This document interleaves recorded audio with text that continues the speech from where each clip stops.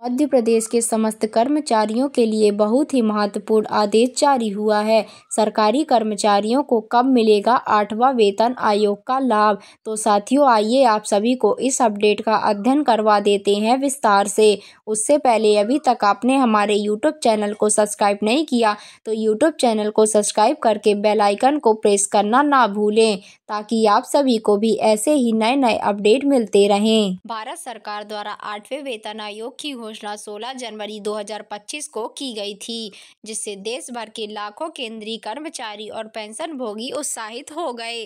हालांकि अभी तक आयोग का गठन नहीं हुआ है और न ही इसके टर्म्स ऑफ रेफरेंस जारी किए गए हैं। ऐसे में सभी की नजरें अब सरकार की अगली कार्यवाही पर टिकी है। सरकारी सूत्रों के अनुसार 8वें वेतन आयोग की समिति का गठन सितंबर या अक्टूबर 2025 तक किया जा सकता है। यह समय बिहार विधानसभा चुनाव के आसपास है और यह देखा गया है कि सरकार आमतौर पर चुनावों से पहले ऐसी घोषणाएं करती है। ऐसे में कर्मचारी उम्मीद लगाए बैठे हैं कि इसी साल के अंत तक आयोग की रूपरेखा तय हो जाएगी। अब तक के वेतन आयोग के इतिहास को देखें तो किसी भी आयोग को रिपोर्ट तैयार करने में लगभग 18 महीने का समय लगता है। यदि 8वें वेतन आयोग की शुरुआत नवंबर 2025 से होती है तो इसकी रिपोर्ट अप्रैल या मई 2027 तक तैयार होकर सरकार को सौंपी जा सकती है। इसके बाद कुछ महीनों में रिपोर्ट को मंजूरी मिलने की उम्मीद है। जब आयोग अपनी रिपोर्ट सरकार को सौंप देगा तो उसके कुछ महीनों के भीतर केंद्र सरकार इसे मंजूरी देकर गजट अधिसूचना जारी कर सकती है। माना जा रहा है कि यह अधिसूचना अक्टूबर या नवंबर 2025 में सार्वजनिक की जा सकती है। इसके बाद से कर्मचारियों को नई वेतन संरचना का लाभ मिलना शुरू हो जाएगा।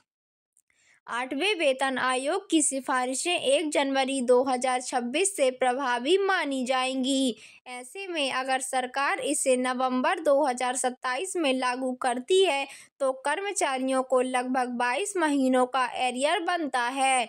यह एरियर कर्मचारियों को एक साथ नहीं मिलेगा, बल्कि इसे किस्तों में बांटकर दिया जाएगा, ताकि सरकार पर वित्तीय बोझ ना बढ़े। जानकारी की माने तो सरकार इस एरियर को 4 किस्तों में बांट सकती है। पहली किस्त नवंबर 2027 में, दूसरी किस्त अप्रैल 2028 में और तीसरी अक्टूबर 2028 में और चौथी अप्रैल 2029 में दी जा सकती है। इससे कर्मचारियों को समय समय पर राहत मिलती रहेगी और सरकार के लिए भी प्रबंधन आसान रहेगा। अगर इन तारीख का विश्लेषण किया जाए तो यह साफ नजर आता है कि हर किस्त किसी न किसी बड़े राज्य या लोकसभा चुनाव से ठीक पहले दी जा सकती है। ऐसे में वेतन आयोग की रिपोर्ट और एरियर भुगतान की टाइमिंग को लेकर यह भी अनुमान लगाया जा रहा है कि इसमें राजनीतिक रणनीति की भूमिका हो सकती है। देश भर के केंद्रीय कर्मचारी और पेंशनर्स अब चाहते हैं कि सरकार जल्द से जल्द 8वें वेतन आयोग की नियमावली तय करे और समिति का गठन कर काम शुरू कराए। ऐसा इसलिए जरूरी है ताकि वेतन पुनरीक्षण समय पर हो और कर्मचारियों को एरियर के लिए लंबे समय तक इंतजार न करना पड़े। 8वें वेतन आयोग की घोषणा ने कर्मचारियों को राहत तो दी है, लेकिन जब तक इसकी समिति का गठन नहीं होता है और रिपोर्ट तैयार नहीं होती है तब तक इसका सीधा लाभ मिलना संभव नहीं है। फिलहाल सबकी निगाहें सरकार की अगली कार्यवाही पर टिकी है और उम्मीद है कि 2025 के अंत तक इस दिशा में बड़ा कदम उठाया जाएगा। तो साथियों, आपको यह अपडेट पसंद आई हो तो चैनल को लाइक, सब्सक्राइब एंड शेयर जरूर करें। मिलते हैं नई अपडेट के साथ। Thanks for watching.